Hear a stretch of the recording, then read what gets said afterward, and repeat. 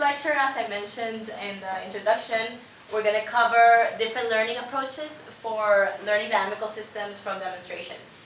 So let's start at the equation that we want to learn, which is basically a dynamical system whose state is the position of our position trajectories, and the derivative is basically the velocity, and this function f of x is basically a vector field of flow motion that generates the desired velocities for the robots.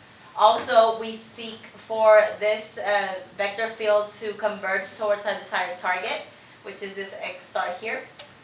So how we can see, how we can visualize the vector field that is represented by this function f of x in this phase space plot, where x1 and x2 are the dimensions of our state variable, which is the position of the robot.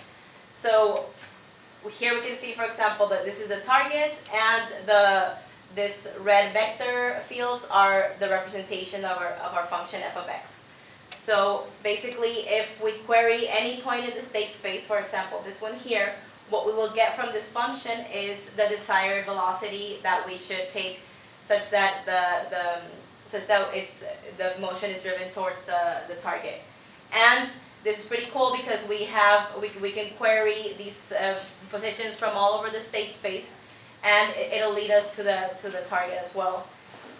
Furthermore, if we're following some trajectory and we have some perturbation from the environment or on the robot, let's say, then what's going to happen is basically the state or the robot is going to just follow the second integral curve of the vector field here. So the main challenge is how can we ensure that from any region of the state space the state will converge to the desired target. And we do this using Lyapunov theorem, the Lyapunov theorem for global asymptotic stability.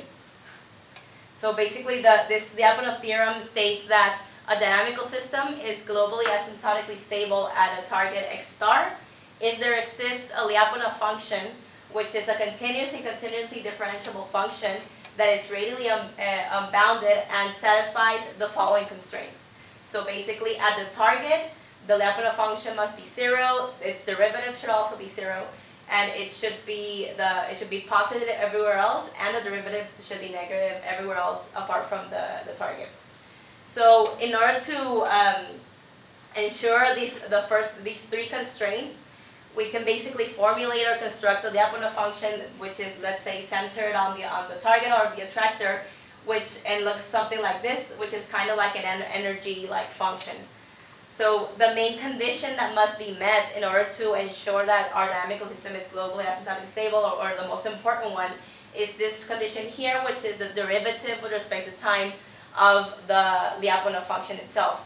So if we can see, if we can see here, this is basically just it's a dot product between the gradient of our Lyapunov function and the velocity generated from the dynamical system itself. And this should be negative always, except at the attractor or the target, which this basically means that our Lyapunov function should be non-increasing along all trajectories of our dynamical system. So if we want to have a more like geometrical interpretation of what this condition actually means, here we can see our Lyapunov function from a top view. So here basically the level sets represent the different levels of this Lyapunov function here. And here I superimpose a dynamical system, a linear dynamical system. So the idea is, if we look at this condition, basically if we sample, for example, from this point, we know that the velocity that's being given from the dynamical system is this vector, and the gradient of our Lyapunov function is this vector here. So the angle between these two vectors is an obtuse angle, which basically gives us, so the cosine of this angle gives us a negative value. So the idea is that depending on the choice of Lyapunov function, our dynamical system will be stable if it has this negative value or these obtuse angles all over the state space. So, for example, let's take as an example the linear dynamical system that I was using before. So one type of Lyapunov function that we can use is this simple quadratic Lyapunov function, which is the one that I was using before.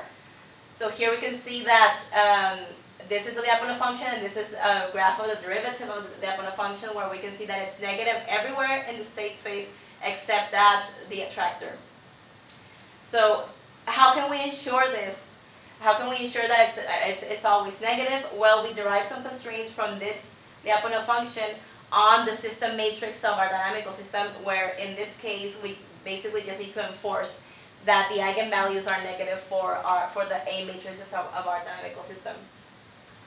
So another form of the Lyapunov function that is important to know about is this parametrized quadratic Lyapunov function, where we basically introduce this symmetric positive P matrix here, which basically what it's doing is reshaping this circular energy function that we were using before here into a more like ellipsoidal shape. So here we can see also that it's negative, the derivative is negative everywhere else except at the target. So here the advantage of using this type of Lyapunov function is basically that the stability condition is a little bit less restricted. So instead of trying to impose negative eigenvalues on the system matrices, we impose that this combination of matrices is negative definite. So all the eigenvalues of this matrix have to be negative. So what if our dynamics is nonlinear? So these examples that I just gave you were for basically linear dynamical systems. So if you want to prove stability for a nonlinear system, it's not really easy to define. You might need to do some local linearization, and there's or numerical estimation of stability, which is and also even like analytical solution is very hard to find for a nonlinear system. So what we propose to do is to basically represent nonlinear motions as a mixture of linear dynamical systems, as we can see here. For example, here we have K linear dynamical systems, which are activated through this gamma K function here. So what we're doing is basically we're representing this nonlinear motion as a mixture of independent linear dynamical systems. And these are basically mixed or activated through this gamma function here. So in each of these, let's say ellipses, one dynamical system is activated, and everywhere else obviously there's kind of like a mixture of all of these. So how do we learn all of these parameters from data? Because that's kind of like the goal, right? So like we have some sort of demonstration like this. So how can we learn a nonlinear dynamical system of this form? So one of the approaches that has been proposed is basically to take a density-based approach to model these dynamics. So basically it represents our nonlinear dynamical system using the conditional distribution, the conditional of a joint distribution between the position and the velocity measurements of our data. So basically, given a set of demonstrations, we learn a joint density using a Gaussian mixture model, which has this form. So here are demonstrations, and here, for example, here we just show the 2D projection of the the Gaussian distributions of the first two dimensions, which are the position. So now, through a slight change of variable,